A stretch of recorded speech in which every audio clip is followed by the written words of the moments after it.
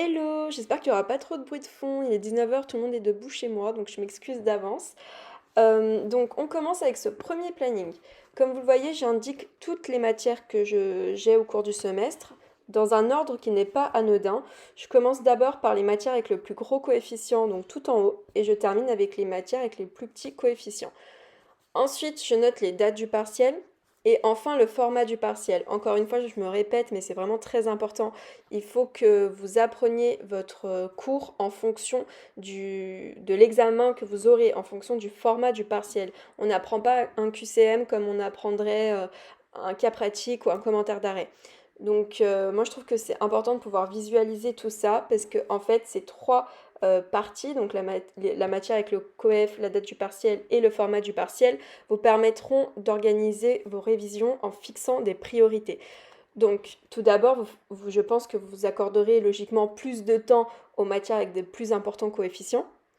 Ensuite, vous commencerez sûrement par réviser les matières que vous passerez en premier, ce qui est logique. Et enfin, en fonction du format du partiel, vous consacrerez plus ou moins de temps à cette matière.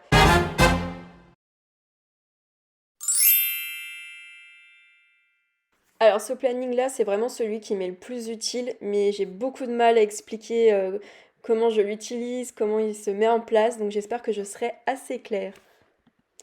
Alors en fait, ce que je fais, c'est que je vais diviser mes cours par séance de révision. Donc en fait, par exemple, il y a des chapitres que je vais réviser entièrement pour une séance de révision. Il y a d'autres chapitres que je vais regrouper. Il y a certains chapitres que je vais au contraire diviser parce qu'ils sont soit trop longs, soit trop difficiles. Enfin voilà. Et donc cette fiche-là, ce planning-là, il m'aide à organiser mes séances de révision. Je sais ce que je peux réviser d'un coup, ce que je dois réviser en plusieurs fois. Et en règle générale, j'essaye de les regrouper pour qu'ils fassent à peu près entre 10 et 20 pages. Bon, il y a quelques exceptions, soit parce que le cours est assez compliqué, donc il est en dessous de 10 pages, soit il est assez simple et donc je peux aller au-delà de 22 pages, enfin de 20 pages parce que je sais que je mettrai moins de temps à l'apprendre. Et voilà, donc le dernier planning, celui qui va me permettre d'organiser mes révisions. Donc là, ça fait peur, comme vous pouvez le voir, ça commence dans 2 semaines.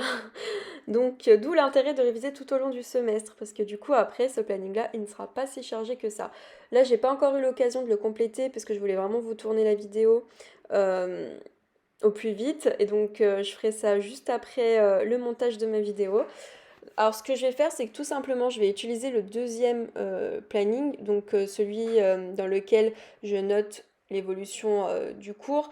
Alors là, pour la plupart des cours, ils sont déjà terminés, donc je vais tout simplement prendre mes séances de révision. Je vais en prendre une pour le droit fiscal, une pour une autre matière, je sais pas moi, le droit européen des affaires par exemple, et je vais faire en sorte de ne pas avoir plus de 60 pages par jour à réviser. Donc après, ça va dépendre. Il y a des journées où je serai beaucoup plus rapide et productive.